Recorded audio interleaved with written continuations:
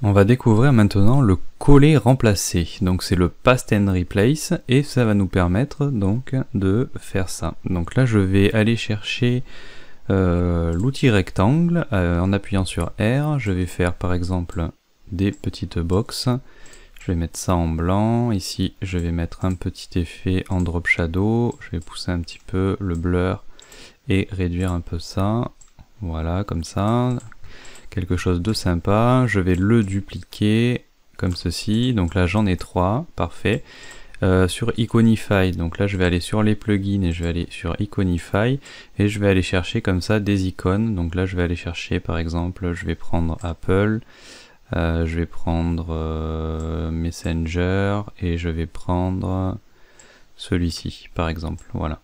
Donc ces trois là je les sélectionne, je vais faire un clic droit, je vais faire Ungroup, comme ça ici j'ai mes 3 vecteurs, je vais les aligner, voilà, je les positionne comme ça par exemple, je vais les mettre à la même taille à peu près, donc là je vais mettre par exemple, on va augmenter ça, je vais mettre 75, voilà c'est pas mal, et je les positionne comme ça, mettons, voilà, par exemple, donc là j'ai tout ça.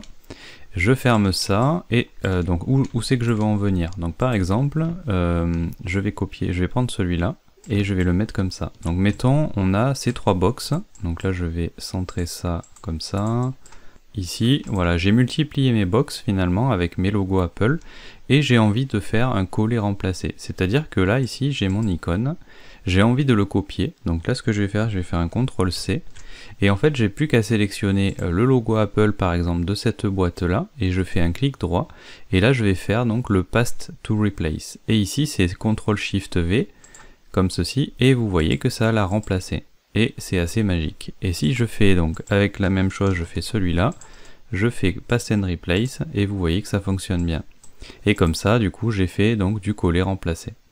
Et maintenant, en fait, ça fonctionne aussi sur plusieurs éléments. Donc, c'est-à-dire que si, par exemple, je prends de nouveau le logo Apple, je fais un CTRL-C, et cette fois-ci, je vais sélectionner avec Shift mes 3 éléments. Je vais faire un clic droit, Past to Replace, et vous voyez que je suis revenu à l'état de départ avec mes logos Apple un peu de partout. Donc là c'est un exemple vraiment très simple parce que j'ai des petites boîtes où il n'y a pas grand chose, mais par contre ça marche aussi avec les composants d'ailleurs, et comme ça vous pouvez aller donc beaucoup plus vite dans vos designs.